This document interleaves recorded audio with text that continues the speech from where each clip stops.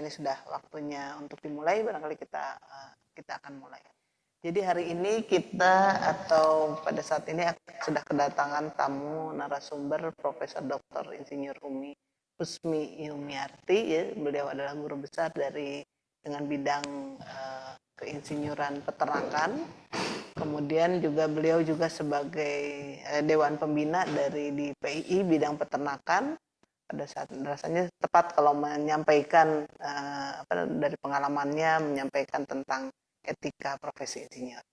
Nah, kemudian etika profesi insinyur ini silakan bagi yang sedang sekarang menginjak semester 1 maupun semester 2 sudah melaksanakan atau sudah ada studi kasus, di mana salah satunya adalah tentang kode etik dan etika profesi insinyur. Kemudian juga kalau yang semester 2 barangkali sudah siap presentasi, kalau yang semester 1 baru mempersiapkan untuk mencari studi kasus ini. Kemudian yang kedua adalah bahwa kajian etika profesi dan kode etik itu juga nanti salah satu syarat untuk pengisian FAIP. Jadi mudah-mudahan apa yang disampaikan hari ini silahkan dicermati, kemudian bisa dibuat resumenya supaya nanti pada waktunya diminta mengumpulkan atau nanti akan mengupload di FAIP, itu kita sudah tidak kesulitan lagi, artinya sudah siap. Jadi ada dua ya tugas berkenaan dengan kode etik dan etika profesi ini. Satu adalah untuk studi kasus, kemudian yang kedua adalah untuk membuat karya tulis berkenaan dengan pengisian FAIP. Barangkali untuk mempersingkat acara atau mempersingkat kegiatan, kita persilahkan Profesor Husmi untuk menyampaikan mengenai etika profesi. Silakan. Baik, terima kasih Prof. VJ atas kesempatannya. Hari ini mungkin Ibu berbagi ilmu, karena tentang etika ini biasanya sudah kita lakukan sehari-hari, ya. Baik, mungkin hari ini tadi sudah diperkenalkan sama Bu Prof. VJ bahwa mungkin beberapa pengalaman saja yang bisa kita share pada Ibu dan Bapak, dan poin-poin penting saja yang akan saya sampaikan. Mungkin nanti kita diskusi dan lain sebagainya. Baik, mungkin hari ini saya ditugaskan untuk menjelaskan tentang etika profesi insinyur. Ya. Tentu istilah etika profesi dan apa itu insinyur, mungkin Ibu dan Bapak sudah banyak ya mengetahuinya. Namun sebelum kita bicara tentang etika profesi insinyur, kita harus tahu dulu ya, mengapa kita seperti saya misalnya sudah insinyur puluhan tahun ya, tapi saya masih harus ikut program keinsinyuran karena kita terpaku terkait dengan Undang-Undang Keinsinyuran Republik Indonesia nomor 11 tahun 2014.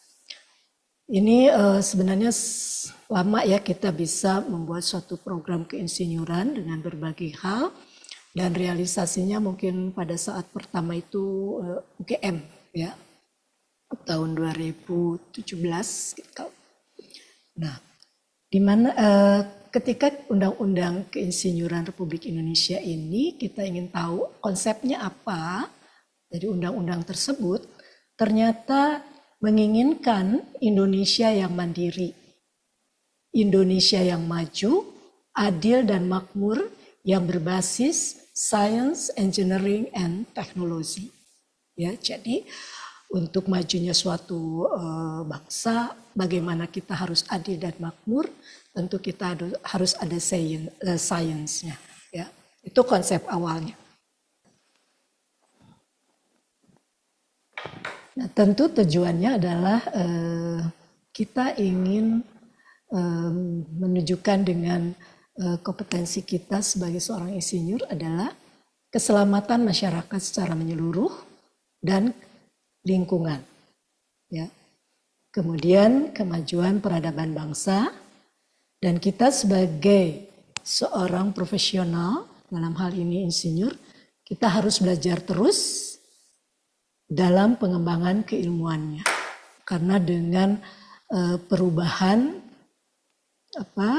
kemajuan teknologi dan lain sebagainya, jadi kita juga harus mau ya belajar terus untuk mengimbangi kondisi saat ini dengan tujuan tadi keselamatan masyarakat dan lingkungan. Kemudian memberikan inovasi dan nilai tambah dalam kegiatan keinsinyuran secara berkesinambungan. Ya, kita juga tidak menutup ya bahwa dengan profesi kita selalu belajar terus, memberikan inovasi baru, melihat bagaimana kenyataan di lapangan dan mempunyai nilai tambah ya, baik untuk seorang profesional maupun untuk kelangsungan kondisi bangsa ya yang secara berkesinambungan. Karena banyak juga ketika kita memberikan inovasi nilai tambah hanya pada saat kegiatan tersebut ada, setelah kegiatan tersebut hilang gitu ya. Padahal kita sebagai seorang insinyur harus merancang setelah kita selesai apa yang bisa diteruskan ya dari kegiatan-kegiatan yang kita lakukan ya. Nah, di dalam Undang-Undang Nomor 11 tentu di sini kita sering mendengar insinyur keinsinyuran ya. Nah, di sini dijelaskan pada bab 1 pasal 1 bahwa insinyur itu adalah seseorang yang mempunyai gelar profesi di bidang keinsinyurannya. Misalnya saya dari bidang peternakan. Saya seorang insinyur peternakan. Kemudian ada bidang pertanian ya. Nah, kita nanti ada etika ya. Ketika itu bukan bidang kita harus kolaborasi dengan bidang yang lain. Ya, tanggung jawab kita di mana, tanggung jawab teman kita yang profesi lain di mana. Ya, jadi ini insinyur yang nanti akan disandang oleh ibu bapak setelah selesai program studinya. Nah, tentu kita punya harapan dari pendidikan profesi insinyur ini, yaitu ada standar kompetensi insinyur di Indonesia. Ya, mungkin nanti juga bisa di luar ya dengan insinyur ASEAN ya. Nah itu saya lupa namanya, tapi kita bisa mengikuti ya ASEAN Engineering ya. Salah. Nah, sehingga kita dengan mempunyai standar kompetensi ini dapat menjawab kebutuhan dan tantangan pembangunan pada bidang teknologi, industri dan infrastruktur di Indonesia. Ya. Jadi nanti kalau ibu dan bapak selesai dari keinsinyuran di Unpad, ini mungkin ibu bisa lanjut ikut yang ASEAN Engineering ya. Lanjut Pak. Nah, sedangkan keinsinyuran sendiri lanjut adalah suatu kegiatan teknik dengan menggunakan kepakaran dan keahlian berdasarkan penguasaan ilmu pengetahuan dan teknologi yang kita miliki untuk meningkatkan nilai tambah dan daya guna secara berkelanjutan, dan tidak lepas kita harus memperhatikan keselamatan, kesehatan, kemaslahatan, serta kesejahteraan masyarakat dan kelestarian lingkungan. Mungkin ini materi K3L sudah dipelajari ya. Nah itu jadi insinyur seseorang yang mempunyai keahlian tertentu, keinsinyuran adalah suatu kegiatan ya, di mana nanti dalam kegiatan-kegiatan keinsinyuran itu kita tentu harus memenuhi etika keinsinyuran, etika kode etik insinyur, sehingga kita bisa bekerja sesuai dengan nanti poin-poin seorang insinyur itu harus bagaimana. Oke. Nah, pada bab 1 pasal 1 masih dalam undang-undang, peran insinyur ini adalah sebagai salah satu komponen utama yang melakukan layanan jasa rekayasa teknik, ya, dan harus memiliki kompetensi untuk melakukan pekerjaan secara profesional, ya, sehingga kegiatan yang dilakukannya dapat meningkatkan kualitas hidup masyarakat dan dirinya. Ya, jadi bagaimana kita bisa melakukannya selain meningkatkan kualitas hidup masyarakat, juga buat kita sendiri sebagai suatu profesional. Nah, kita tentu tidak lepas dari etika dan tanggung jawab. Ya, memang kelihatannya seorang profesi ini sudah mendesain dan lain sebagainya, tapi kita harus evaluasi bagaimana pekerjaan kita hasilnya, ya, sehingga tadi tujuannya adalah untuk masyarakat secara luas, ya, dan lingkungan. Mungkin saya di bidang peternakan kita ingin memproduksi, ya, ternak yang banyak dan lain sebagainya. Tapi kita tidak berpikir bagaimana limbah yang dihasilkannya. Apakah akan mengganggu masyarakat atau tidak. Nah, dari sana bagaimana kita memberikan inovasi agar limbah yang kita hasilkan ini bisa menghasilkan nilai tambah juga aman buat masyarakat.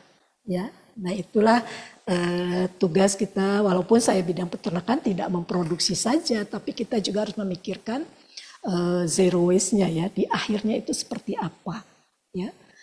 Mungkin nilai tambah tadi kita sering menginginkan nilai tambah mungkin dari limbah yang sebenarnya tidak bermanfaat, ya, karena kita produksinya sudah bagus, tidak bermanfaat, tapi bagaimana kita memanfaatkan limbah yang merusak lingkungan itu menjadi nilai tambah, ya. Mungkin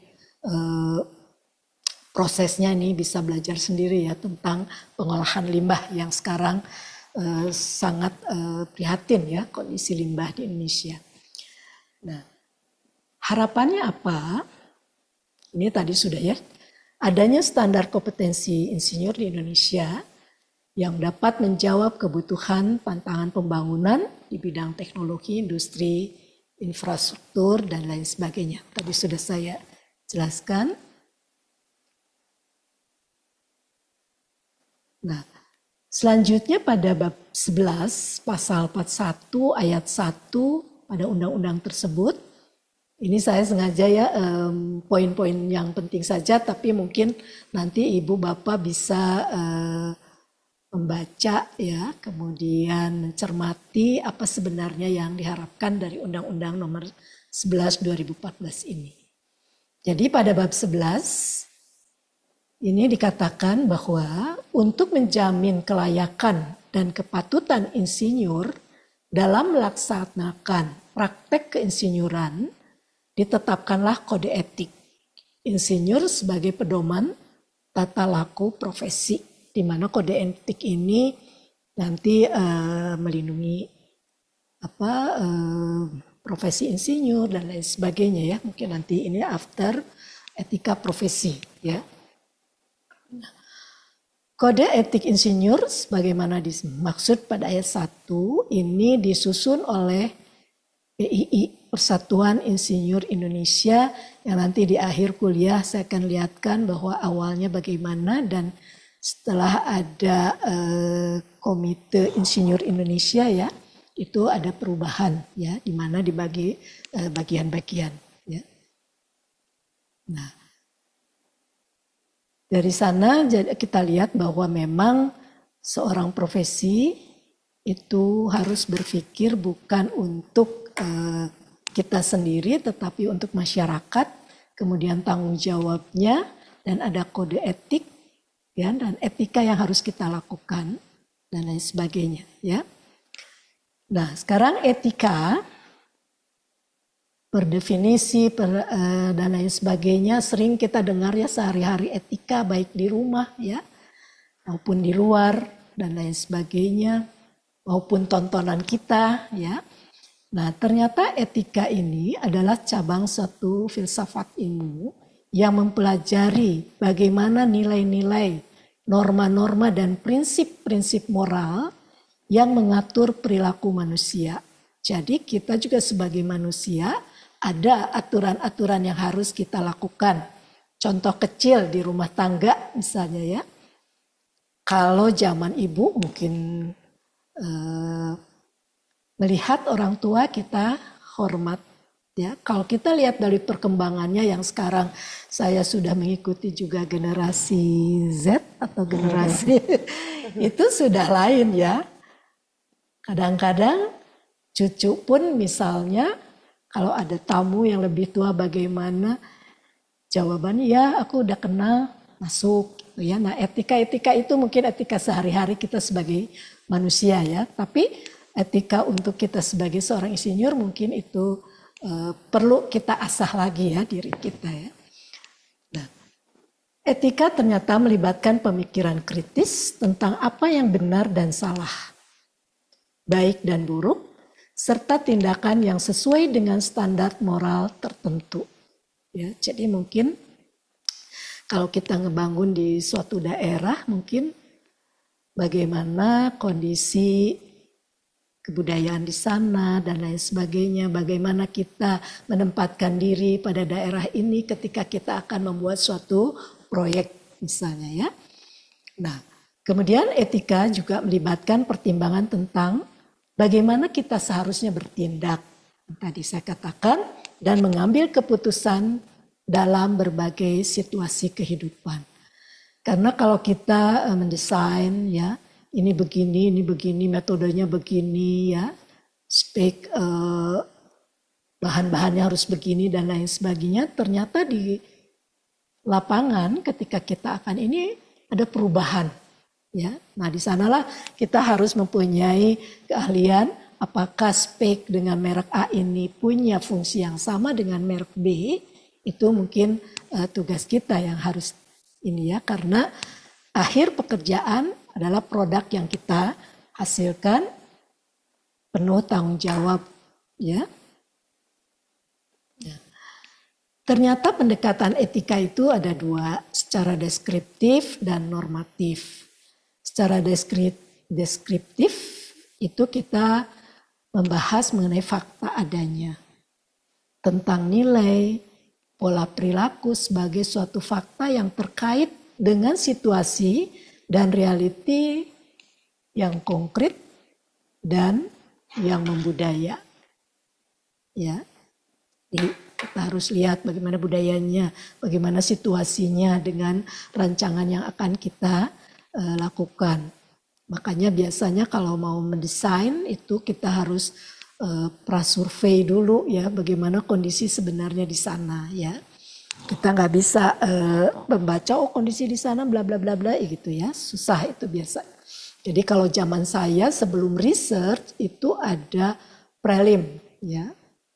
Kalau kita survei ya kita harus lihat daerahnya bagaimana, kenapa memilih daerah ini, bagaimana kondisi tanahnya dan lain sebagainya. Itu hanya kita akan membentuk suatu usaha peternakan ya, apalagi kalau misalnya dalam bidang geologi mungkinnya ada penggalian dan lain sebagainya, dalam bidang teknik sipil, konstruksi, kondisi tanahnya sebagaimana dan lain sebagainya.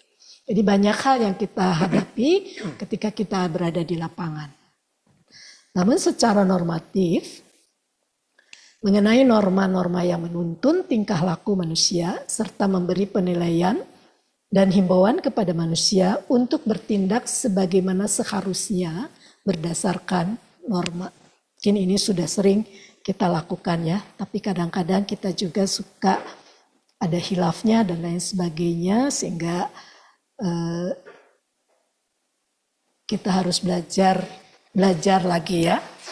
Kadang-kadang kita memutuskan antara pikiran, kemudian atau antara logika, melihat orangnya ya, perasaan dan lain sebagainya ya. Nah, di sanalah kita sebagai manusia harus bisa membuat suatu keputusan, ya, karena nanti seorang insinyur itu dia punya kebebasan untuk menentukan keputusan hasil dari desainnya, ya. Nah, ternyata etika dalam kehidupan itu ada beberapa panduan yang perlu kita ketahui atau kita mungkin lakukan, ya, yaitu panduan moral. Quality hubungan baik dengan teman sejawat, dengan klien dan atasan kita, ya. Kemudian peningkatan kualitas hidup, tentu tadi harus ada nilai tambah, ya, bagi masyarakat, juga bagi seorang profesional. Kemudian harus profesionalis, ya. Nah, profesionalisme itu sifatnya harus profesional. Bagaimana kita bisa melakukan hal ini sebagai profesional? Kadang-kadang kita kalau berhadapan, ya, tapi saya harus profesional. Saya kenal banget, tapi saya harus profesional. Nah, itu kadang-kadang ada perdebatan di diri kita sendiri, ya. Nah, akhirnya kita bisa langsung aja, saya mungkin bicara sekarang sebagai profesional, tetapi ketika kami kualitas hubungan, ya kita biasa-biasa saja, itu ya. Nah, kemudian pilihan etis, ya, keharmonisan masyarakat. Nah, karena kita bekerja tidak lepas dari lingkungan masyarakat, ya. Bagaimana kita bisa menitipkan diri di masyarakat pada saat kita bekerja. Kemudian penghormatan terhadap hak asasi manusia dan tanggung jawab terhadap lingkungan. Ya. Mungkin ini sudah kita jalani, ya, cuman mungkin di sini Ibu mencobalah untuk menyegarkan, ya, karena di sini yang ikut program studi ini dari berbagai kalangan, ya, sehingga saya di sini juga tidak menggurui, tapi mungkin juga saya nanti mendapatkan ilmu-ilmu, ya, dari Bapak dan Ibu, ya. Nah, ternyata dalam etika dalam kehidupan tadi ada 8 poin, ya, panduan moral, quality hubungan, ya, peningkatan kualitas hidup. Ini masing-masing mungkin nanti bisa dibaca, ya, Bu Din, mungkin bisa di-share. Panduan moral, kemudian pilihan etis, keharmonisan masyarakat, bagaimana kita harusnya, ya. Kemudian penghormatan terhadap hak asasi manusia dan tanggung jawab terhadap lingkungan, ya. Nah,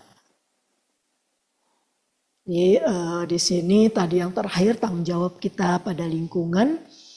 Di sini kita harus selain etika yang harus kita lakukan, juga memperluas, ya, pandangan-pandangan kita dan tanggung jawab kita terhadap lingkungan, alam, dan lain sebagainya.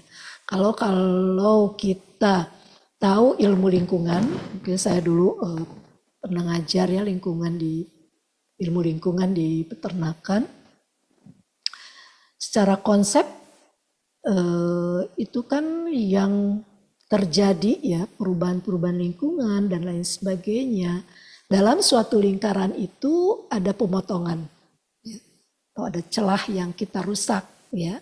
Nah, itu akibatnya terhadap kita sendiri, ya, di mana kita sudah mengganggu lingkungan tersebut. Tapi kalau tidak, dia sirkulsnya cukup baik, ya, tapi karena peradaban dan lain sebagainya, kebutuhan manusia di dunia, tentu ada hal-hal yang kita lakukan, ya, sehingga efeknya yang kita rasakan juga mungkin, ya. Jadi apa yang kita kerjakan mungkin itu akan membuat hasil yang kita petik, ya. Lanjut.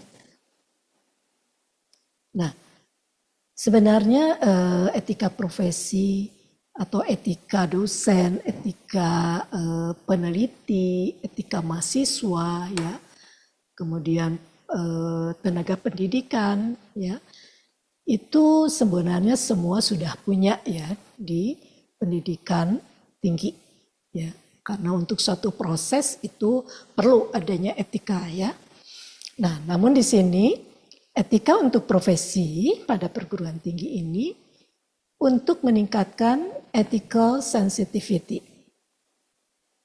Ya, jadi kita melatih diri ya bagaimana kita peka terhadap isu etika dalam situasi yang profesional. Ya, jadi itu kita tadi ada poin belajar terus bagaimana kita menghadapi lingkungan yang berbeda dengan apa yang kita pikirkan dan lain sebagainya ya. Kemudian yang kedua, meningkatkan pengetahuan terkait standar of conduct ya. Ini yang relevan, tentu ini memahami standar perilaku yang bagaimana yang sesuai dalam konteks profesional ya.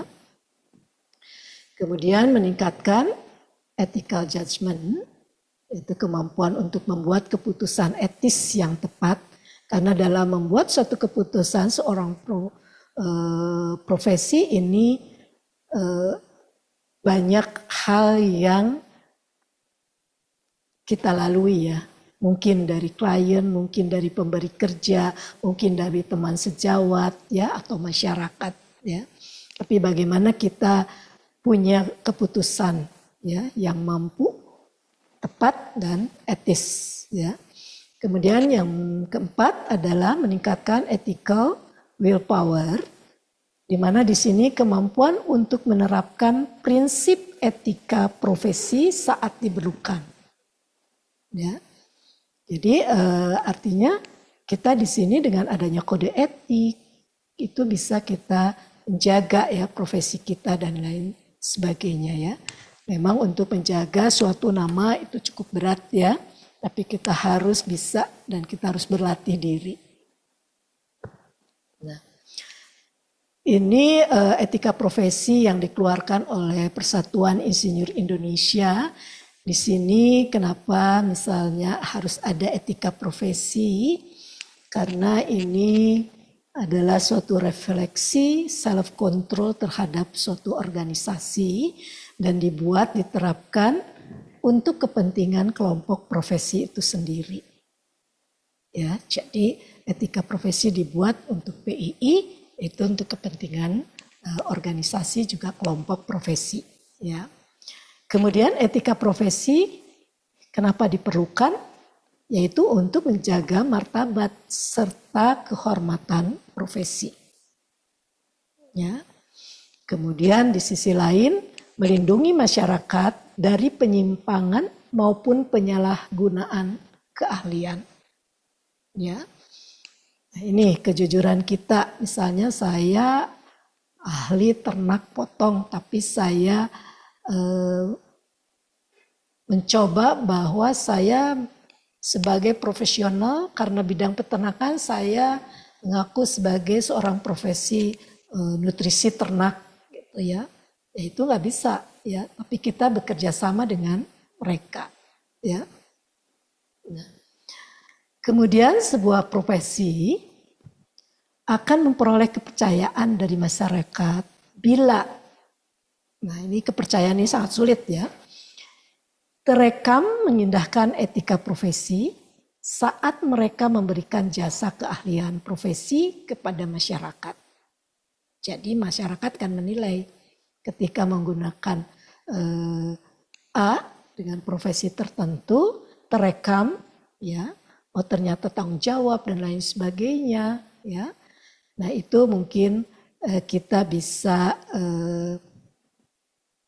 dicari lagi ya oleh masyarakat mungkin ya untuk melakukan atau oleh pemberi kerja kita ya untuk melakukan hal yang sama, tapi mungkin desain yang sama belum tentu bisa diterapkan pada daerah yang lain ya. Ini pengertian etika profesi. Ini profesi sebenarnya tadi sudah dijelaskan apa itu profesi ya. Kemudian ini merupakan panggilan kerja di mana kita harus bisa mengkombinasikan keahlian dan pengetahuan khusus ya dengan tugas tanggung jawab ya yang diakui secara resmi terhadap pihak lain. Jadi bukan hanya sekedar pekerjaannya, tetapi profesi bisa menegaskan komitmen pada pembelajaran keberlanjutan, persaudaraan di antara para praktisi atau para profesi, serta keunduran moral dan etika yang membedakan profesional dari kalangan non-profesional atau non-ahli. Ya, jadi di sanalah bagaimana kita bisa menempatkan diri, bagaimana kita ketika kita berhadapan dengan teman sejawat, bagaimana kita berhadapan dengan profesi lain, ya, atau dengan bawahan kita, atasan kita dan lain sebagainya. Itu perlu pendewasaan, ya. Jadi perlu mengasah, ya, diri kita sendiri. Nah, ternyata etika profesi juga adalah seperangkat nilai, prinsip, norma moral yang mengatur perilaku serta tindakan individu dalam konteks pekerjaan. Ya, selain konteks diri kita sendiri, tapi juga konteks pekerjaan. Dan ini menjadi dasar dalam bersikap, bertindak secara profesional, ya, dan mempunyai fungsi sebagai panduan moral, ya, yang dapat membantu profesional mengambil keputusan yang tepat, bertanggung jawab, etis, dan menjalankan tugas mereka dengan baik dan profesional. Ya. Jadi ternyata etika ini bukan sekadar formalitas, melainkan pedoman yang harus ditaati demi menjaga integritas, keadilan, dan kepercayaan di lingkungan kerja. Kalau kita bicara keadilan ini biasanya sulit ya, yang kita bagaimana harus adilnya gitu ya. Tapi mungkin kita bisa mencoba ya, seperti dalam suatu pekerjaan saya mencoba dan mendengar keluhan dan lain sebagainya ketika kita mempunyai suatu pekerjaan ya. Di mana di dalam tim itu ada yang rajin, ada yang tidak ya. Kalau dulu kadang-kadang yang rajin, yang tidak itu sama saja misalnya fee untuk mereka. Tetapi ternyata sekarang sudah berbeda ya, masyarakat secara kritis, masa Bu yang capek sama dengan yang tidak capek dan lain sebagainya ya. Nah di sana kita bisa melihat apakah kita dengan menggunakan catatan, dia tanggung jawabnya sebagai apa, mungkin di laporannya suka ada ya.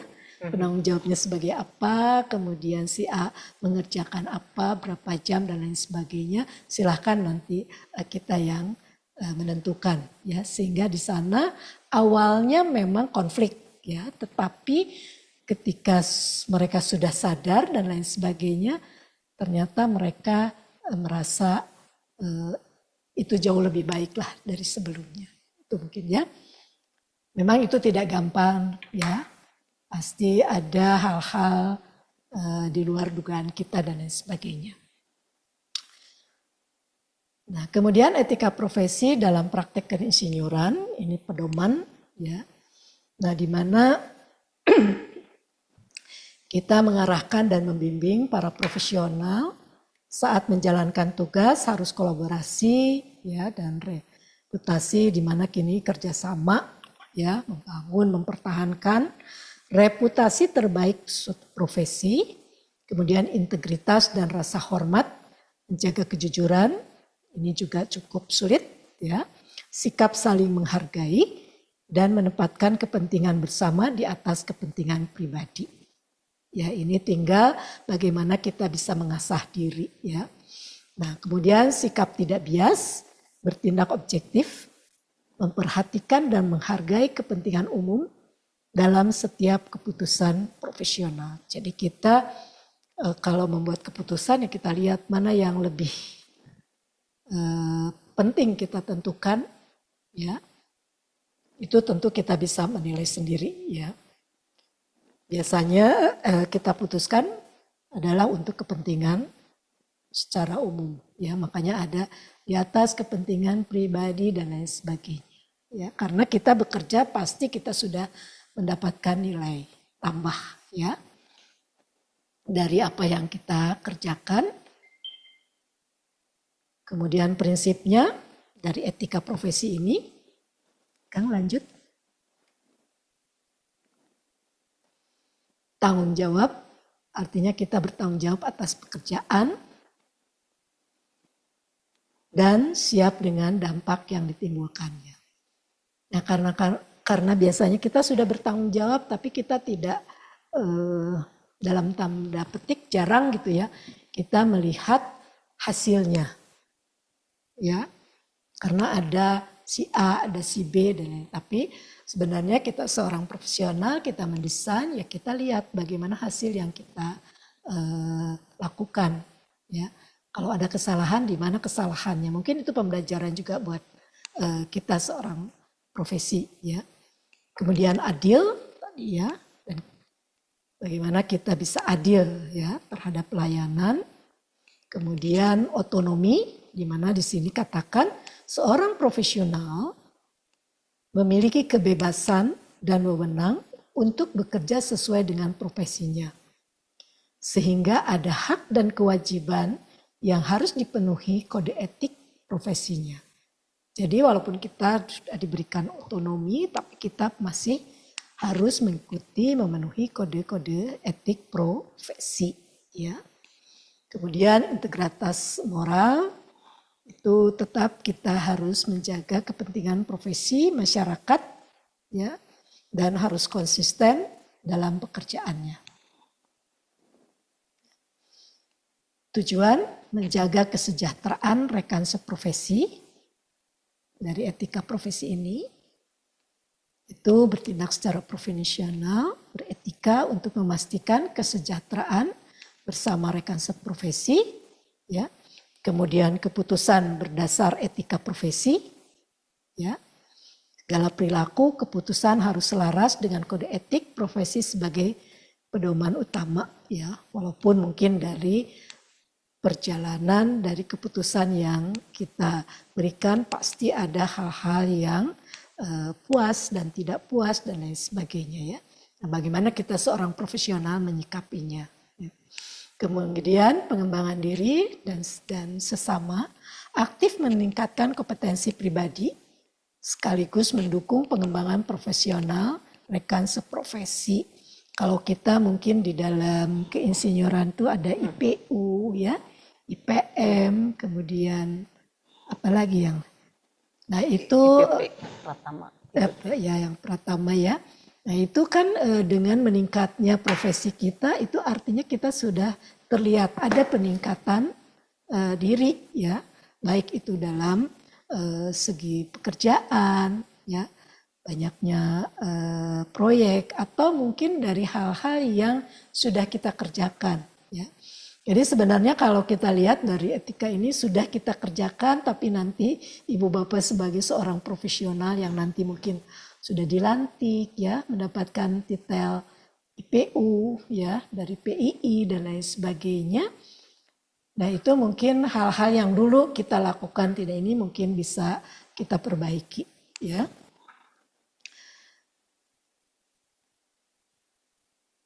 Kemudian manfaat lain, meningkatkan profesionalisme, meningkatkan tanggung jawab, meningkatkan produktivitas kerja, menciptakan ketertiban. Nanti bisa di ini sendiri.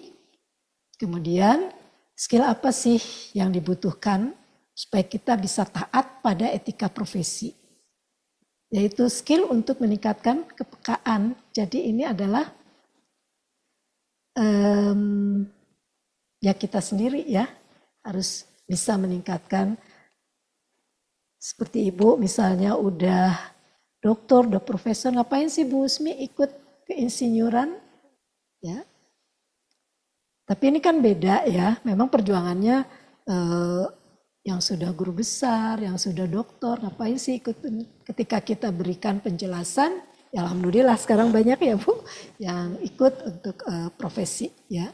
Jadi dari sinilah ibu juga mulai bagaimana saya bisa meningkatkan kepekaan ketika saya sudah menyandang seorang profesi, ya, gelar profesi. Ya. Kemudian percaya diri, percaya kepada kemampuan diri sendiri. Nah ini mungkin yang sering kita lihat ya pada zaman sekarang, anak-anak juga kadang-kadang kurang percaya diri padahal dia mampu ya. Mungkin kelemahan yang kita punya itu kekuatan yang lain ya di orang lain. Tapi kelemahan di orang lain mungkin kekuatannya di diri kita ya. Nah contoh kecil saja mungkin cucu saya ikut coding, les coding, desain dan lain sebagainya. Tetapi temannya itu jago misalnya sepak bola. Aduh aku nggak bisa sepak bola. Ya, saya beri pengertian setiap orang punya keahlian sendiri-sendiri, punya kemampuan yang berbeda sehingga dia pintar sepak bola, tapi kalau ditanya coding mungkin dia nggak tahu bagaimana coding dan lain sebagainya. Jadi itu hal kecil sebenarnya, tapi kita harus berusaha ya dan percaya diri bahwa dengan nasihat dan ilmu yang kita pelajari mungkin kita bisa membina ya kepada generasi kita selanjutnya ya. Nah, pola pikir dan sikap positif ini memang sulit ya. Kadang-kadang kita belum bekerja sudah berpikiran negatif ya. Tapi kadang-kadang supaya kita tidak terlalu stres mungkin ada sikap positif dan negatif. Negatif kalau ini jadinya begini bagaimana tindakan yang harus saya lakukan. Ya. Kalau positif wah nanti ini nih enak gitu ya. Nah ketika kita mengalami hal itu negatif kita sudah siap. Ya, memang pikiran, logika selalu berjalan. Kadang-kadang kita capek juga ya, seolah-olah mikir yang tidak-tidak, tapi kita melihat bagaimana kemungkinan efeknya. Ya. Kemudian mengembangkan integritas dalam bekerja agar kita bisa menjadi seorang yang profesional. Simpulannya apa? Dengan mentaati etika profesi, ini membuat suasana lingkungan kerja kita tetap kondusif di tengah berbagai masalah. Ya, kemudian karyawan kita pun akan bertambah produktif bila kerja sesuai dengan etika profesi yang dijunjung. Kemudian kita harus mengajak ya karyawan di perusahaan kita mengamalkan etika profesi yang telah dibuat demi mencapai manfaat tersebut. Ya. Jadi seorang pemimpin mungkin ya, memang orang melihatnya wah enak pemimpin dan lain sebagainya, tapi di dalamnya itu banyak sekali hal-hal yang harus kita asah dengan berbagai kenyataan yang kita hadapi. Ya. Tadi sudah ya prinsip etika profesi. Prinsip otonomi tadi apa, integrasi moral apa. Nah, tadi etika profesi saya singgung kode etik ya dan lain sebagainya. Nah, kode etik ini dalam suatu insinyur yang profesional merupakan panduan bagi kita di dalam mengambil keputusan. Jadi ada beberapa poin, ada berapa bagaimana dan lain sebagainya itu di kode etik ya. Jadi menjadi pegangan dalam menghadapi dilema dan keputusan sulit selama praktek keinsinyuran. Ya. Kontrol sosial publik ini fungsinya sebagai sarana pengawasan masyarakat terhadap perilaku dan hasil kerja seorang insinyur. Kemudian perlindungan dari intervensi luar. Ini mencegah campur tangan pihak non-keinsinyuran dalam menentukan standar etika dan keanggotaan profesi. Kemudian standar kompetensi menetapkan kualifikasi minimal yang wajib dimiliki oleh setiap insinyur profesional. Mungkin di sini saya tidak memiliki kode etik ya, tapi hanya dalam etika ini kita juga dipagari oleh kode etik ya.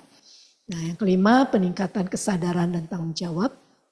Ya, jadi Gunanya melatih insinyur untuk memahami implikasi sosial dan lingkungan dari setiap keputusan dan tindakan kita atau tindakan mereka.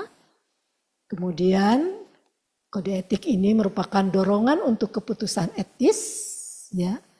Jadi seorang insinyur dengan paham pada kode etik yang kuat ini cenderung memilih solusi yang paling etis dalam pelaksanaan tugas.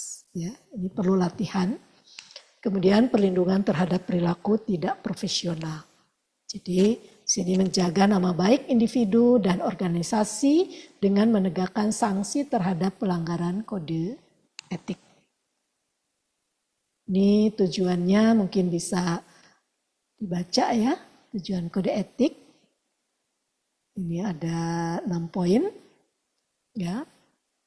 Nah, kode etik ini awalnya PII ini membuat ya. Kode etik insinyur ini ada 4 prinsip dasar, kemudian 7 tuntunan sikap. Ya. Lanjut. Sikap di sana di sini kita kenal catur karsa dan sabta dharma ya. Ada poin-poinnya nanti bisa dipelajari. Kemudian kode etik insinyur ini dengan adanya Komite Insinyur Indonesia ini Desember 2021 dibuatlah oleh Majelis Kehormatan Etik ini kode etik insinyur berdasarkan prinsip dasar, aturan praktek, tata laku insinyur. Ini poinnya banyak sekali ya. Mungkin nanti bisa dipelajari. Saya tidak ini, nah ini ada beberapa tipikal yang umum ya. Konflik kepentingan, kerahasiaan dan loyalitas, kontribusi, dana balik ya. Kemudian whistleblowing ya.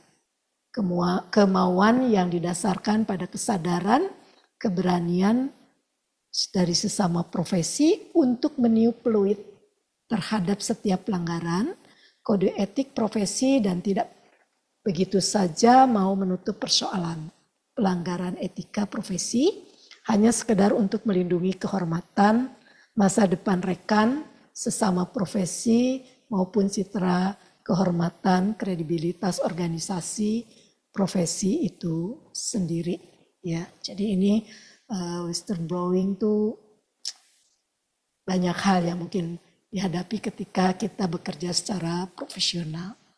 Nah, ini terakhir mungkin ada beberapa pelanggaran ini menurut Mahatma Gandhi yang sering ada di masyarakat, bisnis tanpa moralitas, sains tanpa kemanusiaan, kekayaan tanpa bekerja, pengetahuan tanpa karakter. Saya dulu SMA 3 tuh ada ininya ya. Knowledge is power but character is more. Jadi pengetahuan itu sangat penting tetapi karakter lebih penting ya.